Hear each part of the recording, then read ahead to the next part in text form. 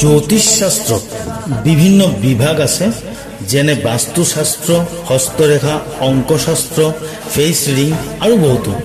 তাৰে মাজত অংকশাস্ত্ৰ অৰ্থাৎ নিউমাৰলজি আজিৰ দিনত সমগ্ৰ বিশ্বতেই অসাধাৰণ বিষয় হৈ থিয় দিছে।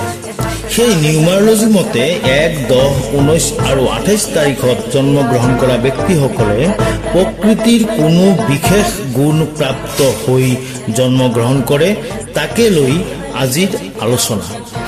1, 10, 19, 28 তাৰিখত জন্মগ্ৰহণ কৰা যিসকল ব্যক্তি আছে তেওঁলোকৰ বিষয়ে কওঁ আহক।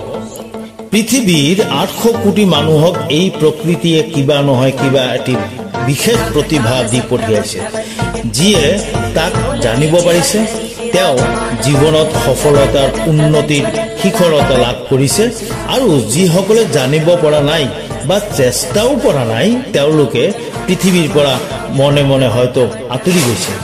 আচলতে আমাৰ সমাজত প্ৰেৰণা বা উৎসাহ দিয়াৰ মানুহ বাৰুকৈয়ে অভাৱ, যাৰ বাবে এই প্ৰকৃতিৰ বহু বহু ফুল অকালতেই মৰ হৈ গৈছে। প্ৰকৃততে এই পৃথিৱীৰ সকলো মানুহেই কিবা নহয় কিবা বিশেষ গুণ প্ৰতিভা লৈয়েই জন্মগ্ৰহণ কৰিছে, কিন্তু স্থান কাল সময়ৰ ব্যৱধানে মানুহৰ জীৱনক ভিন্ন ভিন্ন ৰূপ প্ৰদান কৰিছে।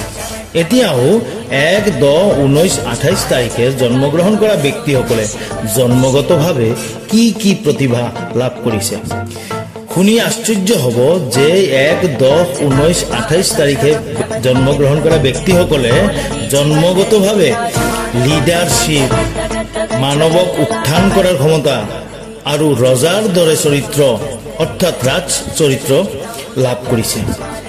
যিসকলে ইয়াক গুৰুত্ব দিছে তেওঁলোকে জগতক জিনিব পাৰিছে, যিসকলে দিব পৰা নাই তেওঁলোকৰ জীৱন থমকি গৈছে। গতিকে 1, 10, 19, 28 তাৰিখে জন্মগ্ৰহণ কৰা ব্যক্তিসকলে জন্মগতভাৱে যি লিডাৰশ্বিপ, মানৱক উত্থান কৰাৰ ক্ষমতা, ৰজাৰ দৰে চৰিত্ৰৰ দৰে গুণ পাইছে, সেয়া কাৰ্যত প্ৰতিপন্ন কৰিবলৈ চেষ্টা কৰক। ধন্যবাদ।